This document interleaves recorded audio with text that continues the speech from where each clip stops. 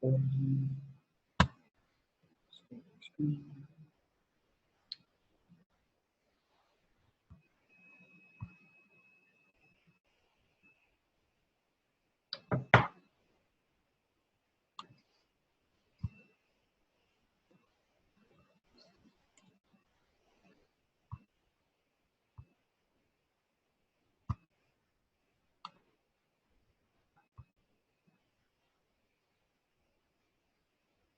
looks like it's acting, right? Yeah.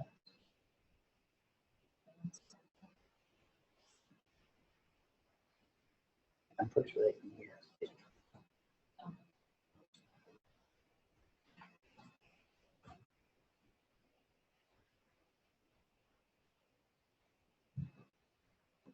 Hey, everybody, we'll get started in just a few minutes, okay? Yeah. Nice. I can hear. Yeah. Where's our team? There we are. I feel like you're like hogging it all. Trust me. Here you go. You kind of you're like, you can have it. It's all you. It's I don't all care.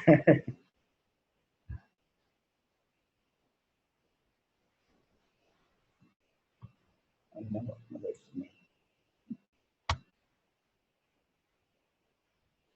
That's Secret and incognito. exactly. What about in there? You can sign in. No, I No, really no. didn't even attempt. All right, we're going to give a couple people 1 or 2 more minutes to jump in and see us.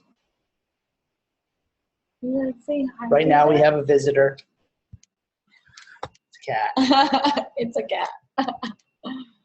It's a cat. And the cat's going to get ejected. Come on, cat. Oh, All right. well, yeah. All right, we'll go ahead and get going here. If we can, maybe. Scoot, scoot.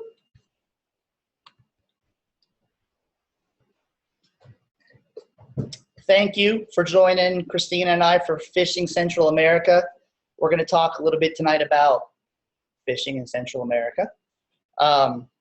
Just kind of give you guys a little bit of tips, use some of our experience from fishing down there.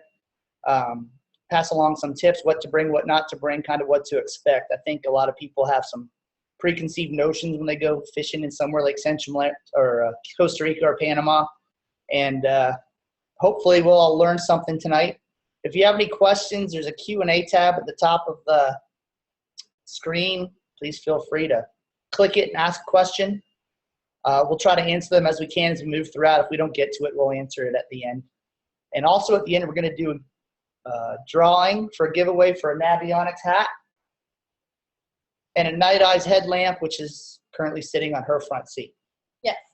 So first of all, just a little bit real quick about us. I'm Mike Readling. I'm a Navionics marine specialist. That just means I travel around and talk to a lot of people a lot of times. When it comes to Central America, I've fished in Panama, both in the canal and out in the Pacific, Costa Rica, Mexico, and Guatemala. So I haven't covered all the countries, but I've done a fair amount of fishing down there on both sides of both coasts. Christina, besides being a tournament kayak angler and guide, and who's fished in Costa Rica and Panama, I'm going to call it Canada all night. Canada. I've never been to Canada. But thanks for asking. She actually hosts guide trips out of Los Buzos, Panama in the summer, right? Yeah, we do trips through like June, July, August, like August, September, and then December. So if you're looking for a Panamanian wahoo out of a kayak, this is the way to go right here. Yes. And I've done the canal thing and the Pacific thing too, actually, now that you had mentioned that. I have fished in the canal. Well, and this is just a quick, I put some X's on the places that I know the two of us have fished. Most of the places we fished, I'm sure that's not all of them. And you said you fished the canal where you peacock bass fishing? Yep. Yeah. For those big, really big ones. Yeah, like we caught about 100 of them. Yeah, they're they're like like that this big each. big. Yeah. And I got out of a kayak and almost stepped on a caiman, which was the What? thrill of the day. It was like hiding down in the mud, and as I got out, it took off. So I missed being eaten by a caiman by about 6 inches. That's pretty serious. Yeah, it was pretty cool. And then the tankers were about as close as this window to us when we were kayaking through the canal. That's the coolest part, is like seeing the tanks. Just all the cruise ships and boats and everything like going through like right behind you. Yeah, definitely is. Makes you realize how tiny you are at the end. So why do we like fishing down in Central America? Because of gigantic cubera snappers, big groupers, big tunas, and that's one of the small tunas.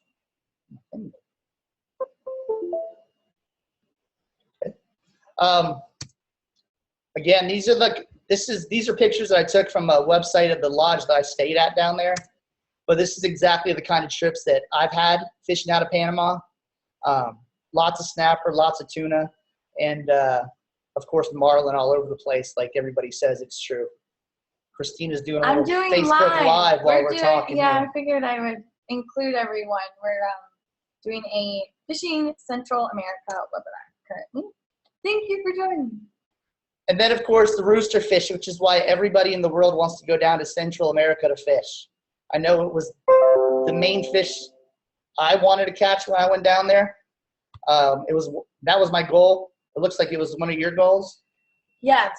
The rooster fish, I think, is, I don't know. I grew up wanting to catch one, and it wasn't just about catching one though. I wanted to do it on top water, like around the rocks. Like I had a very specific dream in mind, and I didn't actually get to do that my first trip to Costa Rica. I didn't catch one, and everyone's like, "Oh, you'll catch millions of rooster fish! Like they're all over the place." Okay, well, my first trip to Panama, I didn't catch one. My first trip to Costa Rica, I didn't catch one, and then I was like, my third trip, all I could think of was I was obviously meant to catch this fish in the kayak. And my very first one was in the kayak. So I was pretty good at that. And I did work really hard for it too. They are easily some of the hardest fighting fish I know I've ever caught. They're a member of the jack family, and they fight harder than even the jack crevalles that we catch out here off the beach in Stewart and Jensen Beach. So it definitely worth the trip to go down there just to look for a rooster fish, if nothing else. A lot of people, when I got back or when I've been talking to people, they've asked, what can we expect when we get there? And the first thing I can tell you, and Christina can attest to this, is the airports are nowhere near anywhere you're going to fish. Everywhere you land, there's going to be a drive, and the drive usually entails some kind of dirt road that winds around the side of a mountain, or sometimes not even a dirt road if you're in parts of Costa Rica. And the best thing you could do is find a driver. I know going from Panama to the canal, or from the capital, Panama City, to the canal wasn't that bad, but going through the rest of Panama was just exactly like this dirt road shows. You're going through a lot of places in Panama actually have police stops you have to go through, show them your ID in order to get through. So this is kind of what to expect. You're not looking at 4-lane paved highways with medians. Yeah. Is this about what you've seen? That's a very wide road, actually, compared to what I've seen. I mean, I'm usually like falling off a cliff, and there's people driving like maniacs, and the road's like maybe big enough for one vehicle, let alone two. But yeah, I think that's good advice. You'd mentioned like one of the best things you can do is have a driver. And that's what I tell people all the time. Like when I book these trips to Panama and I try to get everyone to come out, I'm like, we have like 2 guys that we work with. So when I land, I have 2 people who I can trust and who you can trust, pick you up at the airport, take you to the hotel, and then the next day we have a driver who takes us out to the lodge. But it's like a 6-hour drive between stopping for fuel, lunch, going to the bathroom, and just those winding roads through the rainforest. It's quite the experience. I think it's one of my most favorite parts about it. Like those last 2 hours of the trip are all just dirt roads in the middle of nowhere. It does seem like everything is 6 hours from the next place you want to be. Yeah. Every time, regardless of where you're at. The other thing is what you can expect is beautiful views, amazing sunsets, awesome rainforests, and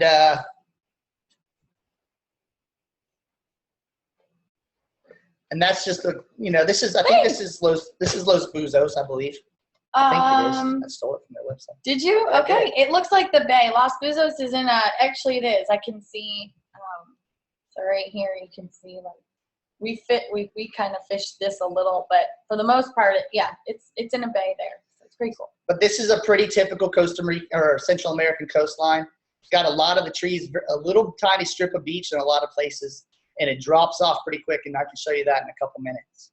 The other thing that you can look for, and this is what we always look for when I've been going with people, is the crazy wildlife. The capybaras, when I was in Panama, there were capybara signs all over the place. They would come out in the mornings and eat outside the hotel room. Sloths, we saw a couple sloths walking on the trails, and of course the iguanas that are on the beach. Not that that's that rare anymore. I was down in Miami on Friday, and there's iguanas on the side of every canal down there. Oh my gosh, you just have to go to Palm Beach for the most Yeah, they're part, moving more and more north. Yeah. But I know wildlife is, besides if you're not fishing, you're going to want to see stuff, and you can see some crazy things that you don't always see here in Florida. Yeah. Yep. And then, of course, there's the fish. And I hate these houndfish, gosh, or whatever they are. I don't even like them. So Christina and I had this talk about this before. These things, we targeted these for about 2 hours in Panama, trying to catch them because they jump like tarpon and they run around like crazy and they zip your line across the water. And they're basically houndfish, like you said, needlefish down here. Yeah. That grow to be about 4 feet long. I love them. They're terrible. Terrible. Kayak anglers don't like them because they have teeth and they might hurt them. I do. I'm not a conservationist when it comes to these fish. So. Sorry, guys. So besides these crazy, they call them aguas down there, though. Oh, they? Yeah, they do. Agua. And they'll yell agua as soon as you get one on. So there's all kinds of crazy different species of fish that you can catch down that way that you don't necessarily see up here. So it's just a chance to see a bunch of different species of fish and catch something different.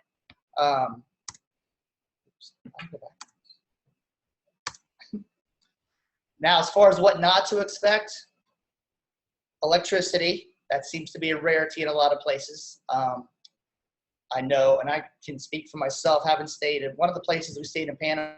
We were there for 4 days, and the electric was out for about 2 days total, usually during the day when we were fishing, but a lot of times when we got back, just in time for there to be cold water in the showers.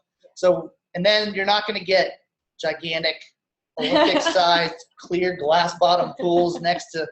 You are going to get a pool that is enough to dip off in, and probably have a swim-up bar in it if you're at the right spot. We don't have a pool at Los Buzos, but you're fishing the whole time. This is a fishing trip.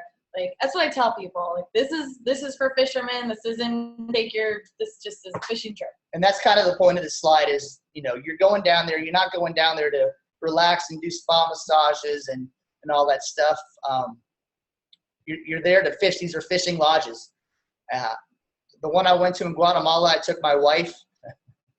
And while I went fishing for 8 or 9, 10 hours a day, she laid by the pool because that's all there was to do. There was literally, you drove into the compound of the resort. They closed the gates behind you, and there was a pool and a bar. Other than that, that was it. You were there to fish. So what we're trying to tell you politely is don't go down there and expect to be pampered and everything else. You're going to get up at 6 in the morning, have some eggs, and go out on the boat fishing for 8, 9, 10 hours. Which is wonderful. Like, that's what we're there to do. We're there to go fishing. And we do have, at Los Buzos, we do have electricity, but as you said, you lose it. You have it, and then, of course, like, there'll be these days where you'll lose it. We've lost it only one time in the 3 trips I've made there. And I think I've had a bunch of friends who've been there more than that and only lost it maybe once also. And it's only been for like a few hours. And luckily, like, we're on the water. So usually they lose it when we're out fishing and they get it back just as we're coming in or just after we've made it in. So I get it. Like, we don't need it, but it is nice to have. And to be honest, it's part of the experience. It is part of the experience. You're in a third world country. Yeah. And you're going to get a little taste of what that means. We're outside the whole time. We're fishing the whole time. And then when we get back, we're all hanging out outside, having beers, eating chips and dip, and you go in, you take your shower, and you're back outside again. So even if we do lose it, it's you're really not in it. It's And a not lot like of you're times hanging out. you're eating the fish that was caught that day. Yep. I know Paradise Fishing Lodge in Panama, he had to run down every morning to catch the vegetable truck and the chicken truck before it went by. Yes. It wasn't coming back. We So do the same thing. if he didn't get his chicken and his vegetables at like 6 in the morning, they didn't have vegetables that day. So that's kind of the areas that we're talking about, and they're the best areas to fish for a reason. It's because not a lot of people get to go there. It's quite the experience, and that's what I like about it, is that it's just different. It's not like, I don't know, it's not like going to this lavish place. I don't know. It's lavish to me, and it's very I don't know, glamorous in a sense, because it's what I like to do. Exactly. It's not what everyone thinks it is, maybe. So when you're going down to, and I'm gonna say Costa Rica just so I say it over and over again. Canada. If you're going to Canada. So you're gonna want to bring you're gonna want to bring a lot of things, but you're gonna want to bring certain things that are almost essential. In the middle of the screen is a Yozuri sashimi popper. Sashimi. By far the most fun, most effective, and best bait that I used when I was fishing both Costa Rica and Panama, and Guatemala for that matter. The rooster fish that I caught was, I think, like 35, 40 pounds. Caught it on a popper. We caught Cabera snapper on popper. We caught catching yellowtails on poppers. But we always brought our own lures, because we were never sure exactly how equipped the guys we were going out with were. So my last trip to Panama, I actually had an extra suitcase with lures in it. Thank you, Yozuri. That we took down, used what we used, and then just left them with the guides to use for their next few trips. We wanted to make sure that we were covered, but it was kind of an extra tip for the guys that took their time to take us out and show us some great fishing. Here's some lures to leave after we left. So, I'm not telling you to bring a wheelbarrow full of fishing lures to leave behind you, but definitely if you have some favorites, definitely topwaters, bring them with you, because it's worth it. I always brought my own leader. You ever bring your own leader? I bring my own everything. I actually bring a larger suitcase full of tackle than I do clothes. I bring like a carry-on full of clothes, and then I bring a check bag, like a bigger bag. Like bikinis and t-shirts? Full of tackle. Full of top waters, all sorts of different plugs, leader, pliers. I thought there was like a turkey walking by there. It's like a peacock. A ton of stuff. I just bring everything, because we're kayak fishing, so I don't have everything on the kayak there. I have like main things that I really like to use, like tackle webs. I bring my tackle webs to attach to the back of the seat in the kayak, so I can make myself feel at home. I'm fishing for 5 days all day. I like to bring everything that makes me more productive and more successful. And I'm not saying that every guide down there is totally unprepared or ill-equipped to handle. I'm just saying, if you have something that you want to fish for sure, bring it with you. They're certainly not going to argue with you bringing on a little extra tackle if it's something that you want to use. And it doesn't hurt to be backed up. As far as the Pelican case, you're going to want to take pictures. We know that for sure. You're going to have your camera on board. And I know that I had a Pelican case when I was in the Bahamas, and it saved my tush. I'd just taken a bunch of pictures of a guy bone fishing, and I put the camera back in because we were making a run to another spot. I latched the case, I put it down, and about 4 minutes later, he hit a sandbar at full speed, and that case went holy moly, flying across the top of the boat. It skipped and scattered and hit the gunnel and came back towards me. But yeah, saved my butt. I've never not taken a Pelican case on board with me when we're anywhere down there, just because I want to make sure I get good pictures, but I also want to make sure I can bring them home with me. I know you have a Pelican case, right? Oh, I have everything in a Pelican case. I fly with all my reels in a Pelican case. I fly with all my clothes in a Pelican case. I only travel in Pelican case land. So again, it's just something you're going to want to, again, you're in a third world country. There's no fish the first day saying, oh crap, I need a pelican case, and running out to Walmart because there's no Walmart. There really is nothing like food. You can go to the store and get food. And there's You're bars. not going to starve to death, and you're going to be able to have anything you want to drink. But other than that, as far as tackle goes, I'm the same way. Every time I go down to Los Buzos or to Panama, or anywhere in Panama, I guess, or anywhere I travel outside the country to fish, I end up always leaving something with a guide or something with a local, or they just can't get a hold of silly things just like a rigging needle or a leader or whatever, you know. They can order it all, but it takes time to get it, and it's nice just to be able to have it. Definitely. I know a lot of fly fishers obviously take their own gear with them everywhere they go, even if they're just driving down the street. I'm not telling you to be a fly fisherman by any stretch of the imagination. But again, you just want to be prepared and make sure you've got yourself covered. This is Christina's big slide coming up here. My big slide? I have a slide? Tips from a guide. Aww. So we're lucky in that we get the perspective of a fishing guide who actually fishes and guides down in Panama. And, you know, when you have a group of people coming in from New Jersey. Oopsies, I'm sorry. Did I do that last time too? Did that, yes, I don't know. So when you have a group of people coming in from New Jersey and they're coming to fish in Los Buzos for a week, what do you tell them to bring with them? What do you make sure they know? Well, you're supposed to bring everything you want, from rods, reels, any tackle. I try to give everybody a list of things, like this is what I like to use, this is what we're going to use the most of, this is how we're going to do it. So when you contact me, like I will give you that information. Whether or not you buy it all, you can actually rent everything at Los Buzos. So if you don't want to travel with the extra baggage, you don't have to. You can get whatever you want out there. But I like the experience of like traveling with all my gear and having like the things that I like to use, because every fisherman is different, and sometimes I don't know. You're going all the way out there, and I think that you should always bring things that you like, whether it's just a tackle box full. Like at this point, like I travel pretty light. I know what I like to use, I know what I need to use, and I know what is going to get the job done. The first few times I obviously brought like a ton of stuff, but you have your basic essential top waters. I throw all Yozuri plugs for the most part, and your leaders, and I bring things, I pre-make all my rigs for live bait prior to going. So I have like a sleeve full of all my rigs made. I bring some extra things, extra hooks, extra wire, but nothing crazy. So pretty simple. How many kayaks do you have out at one?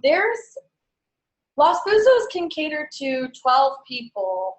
We have 12, I think we have 12 boats, 12 kayaks. So we can have like 10 to 12 people on the water at once, but they also have pangas. So you can fish from a panga if you don't want to fish from a kayak. We can have a lot of people on the water. A lot of people. So in here, we'll switch over to Navionics real quick.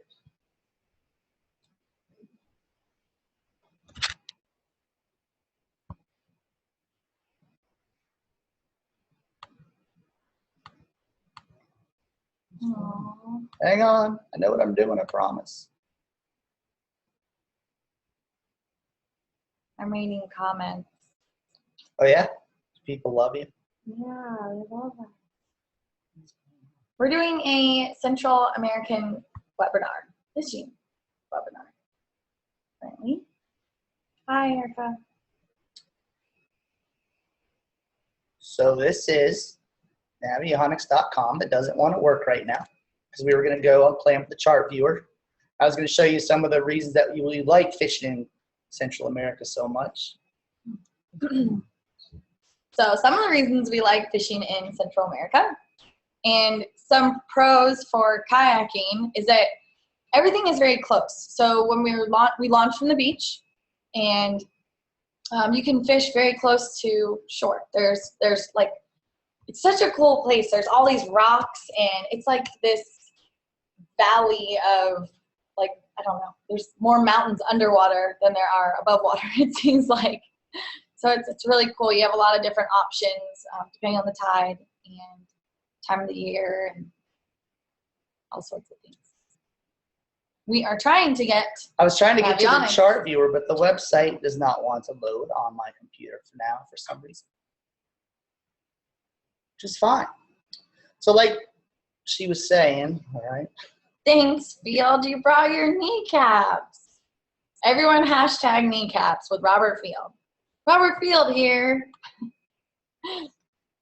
All right. So I was going to try to show you on Navionics, on the chart viewer on Navionics.com.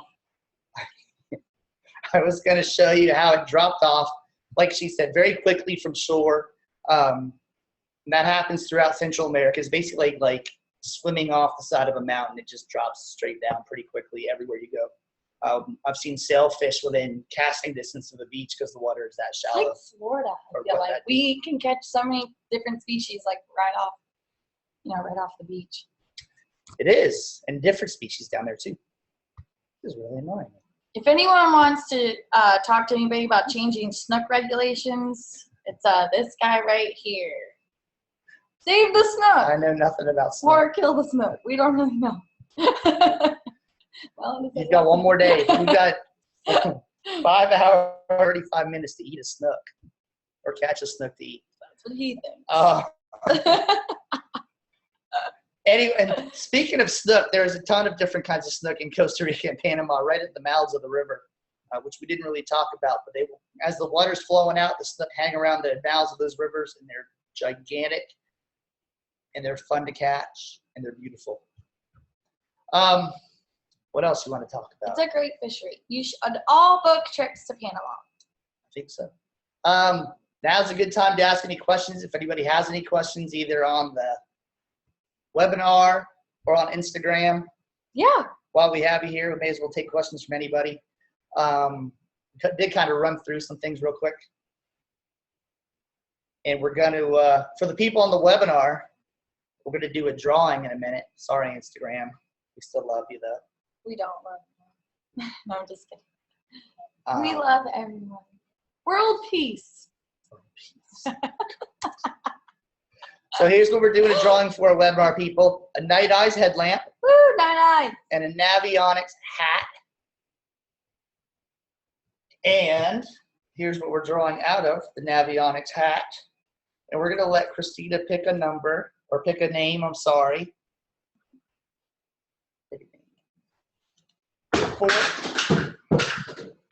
It's a party, guys.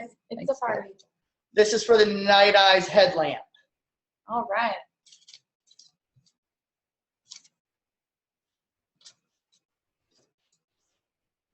Mark Burton. Mark Burton, congratulations, you're the winner of a Night Eyes headlamp. Yay! And for our Navionics hats, the winner is Mario De Piero.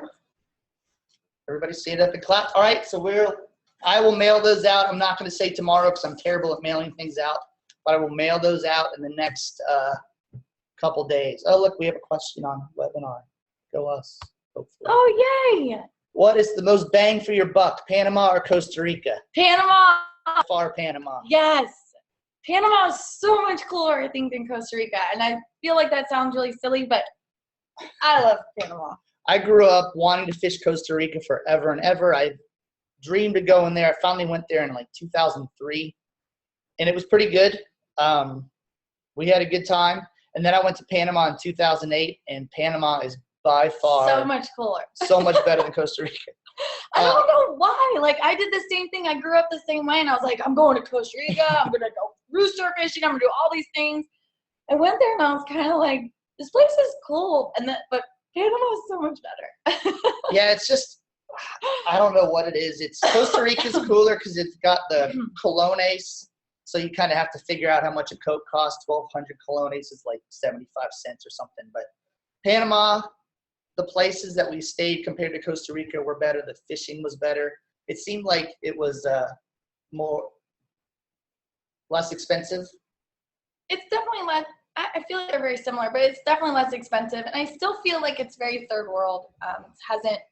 It still is. I mean, you fly into Panama City, it's like flying into New York City. There's gigantic skyscrapers, but as soon as you get out of the city, you're in the but it's beautiful. It's such a cool country. I absolutely love it. And the people are wonderful. Everything is wonderful. I've never had a bad experience. Like, I travel by myself there. I don't necessarily like go with, I meet up with people, but I feel more, I don't know. I just feel comfortable there. I feel safer there than I do in Miami. That's for sure. Yeah, I hung out in Panama or in David until like 4 o'clock in the morning playing pool with a bunch of people I'd never met and only spoke half their language, and it was awesome. So definitely Panama. And as far as what you're looking for flight wise, you could probably get round trip down there for what, $350 to $400. You'd know better than I would. Down to flights down to Panama. I just looked today actually for July, and you can get flights for the next trip that I will be at, which is going to be July 15th through the 22nd. You can get flights for around $600 right now. So, which I think is pretty decent round trip.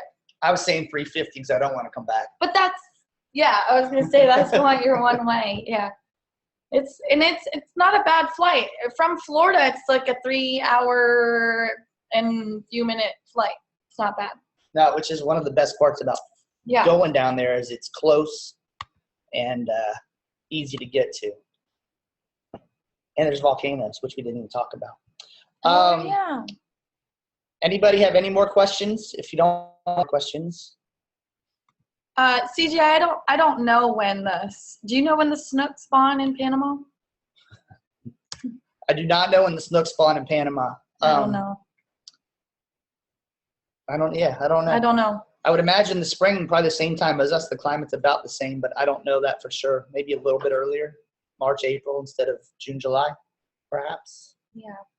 I don't know. Do we have another question? Oh, yeah. Best destination for big snapper and roosters. Los Buzos, Panama, with yours truly. I don't know. I don't know. I mean, no. There's only a handful of places you can even go. Right around the corner from Los Buzos is a place called Caribe Island, a little bit northwest of where she fishes out of. Great rooster fish, great snapper, very close to shore. Again, you're not traveling 5 hours outside to go fishing. It was right around Coiba that we caught a 50-pound cubera, and the rooster that I caught, we caught him off the same kind of reef or rock, I guess. So if I'm sending somebody looking for snapper and roosters, I'm sending them to Panama for sure. Los Buzos is never a bad choice. Never a bad choice. Los Buzos is really cool. And as we learned today, you don't have to fish out of a kayak. Don't have to fish from a kayak. Yeah. But it's so cool. I don't know why you'd want it. You could at least give it one try for one day. But there's plenty of options. There's horseback riding, and there's tubing. You can fish from the beach. There's stand-up paddle boards. There's a lot of different options, a lot of different amenities to keep you busy if you want to break from fishing one day, or you bring like a significant other and they don't necessarily want to be out all day long, or whatever the case might be. But we're very flexible. We'll cater to a lot of different things. So if you have any questions or suggestions on something that maybe we're lacking or we should do or whatever, we're open. Any other questions real quick? I think I might have a lot of stuff on here I kind of been missing. You need a passport to go to Panama. Yes. Definitely have to have a passport. Let's see. Yes, you should definitely look into going to Panama. If you have questions, just feel free to message me or email me or whatever works best for you. And I can answer all those for you. Robert, thank you for answering everyone's questions, because it's been tough, obviously. Multitasking. Let's see. I don't know what other. I think that's really it for the most part. And Mario, I'll contact you later for your mailing address. Thank you. It's LOS. Thank you, Robert. Buzos. Boozers at Buzos. Buzos. Or my grandma cannot pronounce that name for the life of me, and it drives me nuts. Sorry, right. Grammy, if you're listening. All right, if you guys have any other questions or want to ask us about anything Central America, Florida, we can make stuff up about Canada if you want. I don't know jack about Canada. Feel free to email either myself or Christina. We're both pretty easy to get hold of. We answer back whenever we get the chance. So thank you very much. We appreciate you showing up for our Central America fishing webinar. We will talk to you later. Bye.